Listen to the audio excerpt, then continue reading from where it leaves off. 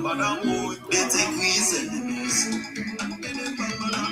If they know how we what I believe, we stay jamming.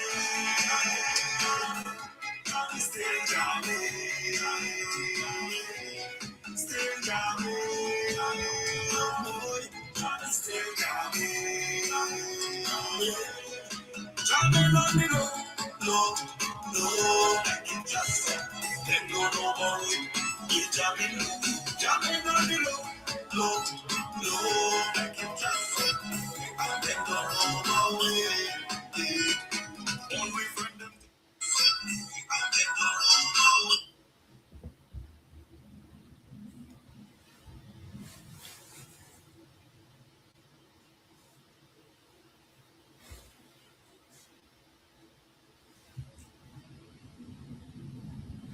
All right. Hey, good evening, folks. First of all, I want to apologize. My guests for today, we were supposed to talk about um, men's health and going to the doctor and stuff like that, but due to some illnesses and travel plans and stuff that has changed, so he's not able to be here. But however, I do plan to reschedule that, and we do plan to reschedule hopefully within the next 2 to 3 weeks, because I do have next week we have a veteran that's going to be talking about all the stuff that is also a loan officer that'll be talking about all the benefits of the VA loan, and some of the other things that military folks sometimes don't aware that they have at their disposal, which, if all goes well, pretty soon, my son will be a part of the military. He's currently in boot camp. And just saying that kind of made me tear up a little bit. And then the following week, we're going to be having some financial literacy. I have a gentleman from Operation Hope. Operation Hope is a really, really good program. And they're going to have Lester from Operation Hope is going to be talking to us about financial literacy, kind of help you guys, will help all of us learn to save money, budgeting, all the stuff that we need to do when we're thinking about buying home, but not just buying home, but for our financial health. That's another part of health. Got physical, mental, spiritual, a lot of different health. Financial health is one of those, because most of us feel better when we have some money in the bank. Most of us feel better when we're taking care of our finances. Not the end all be all, but you always take care of the things you can take care of. And if you can take care of your finances, then you absolutely should. All right. So that would be, I think, March 6th, if I'm not no, I don't remember. But I'll make sure I post so you guys can see what it is. Now, today I want to talk to you a little bit about our current market that we're in right now.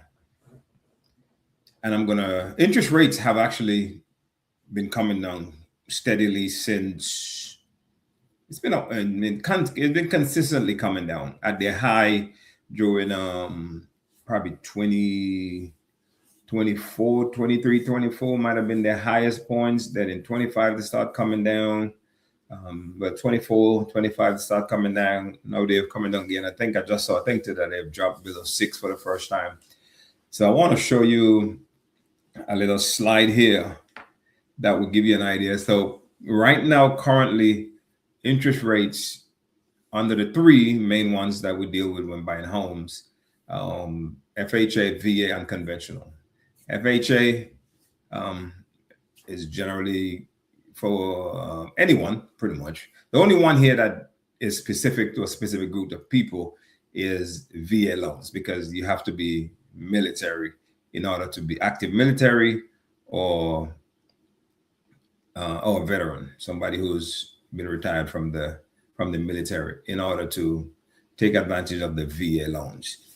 The other thing to keep in mind about VA is, even if you're VA, your spouse can't use the VA loan without you.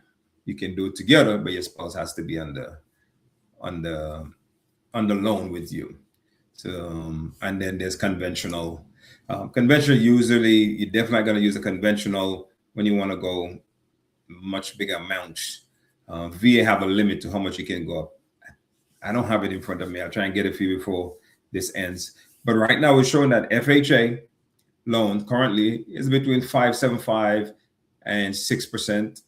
VA is pretty much the same thing, and VA and FHA always seems to go together with the rates. They're always close to each other. And then conventional is 5.98 to 6.2. And a lot of time conventional usually a little bit higher, but there's some things there why again you might want to use conventional over FHA over VA. The thing is, you always, when you have a good mortgage lender, that lender would always lead you to the product that works best for you. Always, that's what a good mortgage lender will do. He will lead you in the direction, no matter what it is, that you will get the product that best fits you. All right. Obviously, if you have like 20% down, conventional probably is where you're gonna go, for many different reasons. But doesn't mean you can't do VA or FHA either. Because again, based on your credit scores and stuff, there's a lot of things that go into which one you can use. But again, right now, interest rates today, February 27th, 2026, FHA 5.75 to 6.0, and the VA, same thing, 5.75 to 6.0, conventional 5.98 to 6.2. Those again are 30-year fixed mortgages. If you do a 15-year, it will be less. Obviously, payments be higher, but you can pay it off much sooner. But there are many ways you can also pay off your 30-year in a shorter time. There are ways that you can actually accomplish that without having the bigger payment up front. So just be aware of that. Now, when we talk about payments, interest rates, and all that stuff, people are like, interest rates too high, this, that. Keep in mind, as interest rates fall, more people are going to come into the market. The more people come into the market, the less homes they're going to be. So the competition is going to be much stiffer. So you might be thinking, hey, I'm going to wait. By all means, you can go ahead and wait. But I want to show you something that would give you a pretty good idea of what interest rate does and how it affects your buying power. I want to show you this right here. Give me 1 second. Where is it? There we go. Share. And okay, here we go. So if you look at this right here, it shows an example of interest rate. So let's say we're using a 5.8 to 6.2 FHA loan, and let's say we're buying a $300,000 home. So in this example right here, a $300,000 home, 1 year ago, your rate would have been 6.9. Today, let's say you get 6%. The difference in your payment is $200. It's a big difference, which is why folks who bought homes a year, 2 years ago is going to have the ability to refinance today and lower their payments tremendously. So again, you don't want to keep waiting for rates to drop, because as rates drop, again, home prices aren't coming down. They're not coming down. They never do, okay? You can have negotiating power, but doesn't mean the price of the home itself is going to come down. A home, $300,000 a year ago would have been a 6.9 rate. Today it is 6%. That home a year ago would have been almost $2,000, and today it's right around $1,800. So again, this what are you looking at here payment wise? This is only principal and interest. This does not include your insurance and your taxes, because obviously, depending on where you live, your taxes is going to be different, and your insurance is going to be determined by your home and your rates and stuff like that. But again, waiting might sound good. Hey, if I wait for rates to go down 1 point, then my payment will go down. That is true. The issue with that is when rates go down, prices are going to go up. You are going to see higher prices, and higher prices simply means that even if a lower rate, you're then going to turn around and pay much higher prices. And before you know it, you're actually paying a higher payment, which is why I always believe that the folks who have bought homes within the last 2 years, who took the plunge, signed up at the higher rate, got a really good price on the home, and now they can refinance. Now, you can't go back to that. But what I would suggest you do now is, if you're looking to buy a home, you find a home that fits your needs and it fits your budget, buy the home. Buyers have good negotiating power right now. So you can negotiate a good price, interest rate is what they are. And then in a year, should interest rates fall again, like they did from a year ago, then you have the option to refinance and possibly drop your payment, kind of like in this example. This example, the payment dropped $200 and the rate only moved 0.9%. So keep that in mind. So the impact of lower rates mean more people are going to come into the market, but more people in the market does not mean they're going to be more supply. Supply and demand is what the market is all about. If there are more homes in the market than buyers, then you'll have more negotiating power as a buyer. And on the flip side, the seller would have more negotiating power. I think personally, the best place is when it is a level market. This might be the right way to say it, where buyers and sellers both have to give something, get something. And again, I always think that when both parties walk away feeling that they've given up something, that's when you negotiated well. If one person walk away and feel like they got everything, one person walk away and feel like they got nothing, that's not good negotiating. A lot of time, in a lot of instances, that's you didn't really negotiate. You just kind of bamboozle somebody. But yeah, so if you thinking about buying a home, do you want to wait? By all means, you can. But I think jumping on right now, getting in the market, negotiating powers are available right now for buyers. Definitely are. Sellers are offering concessions, closing costs, different things.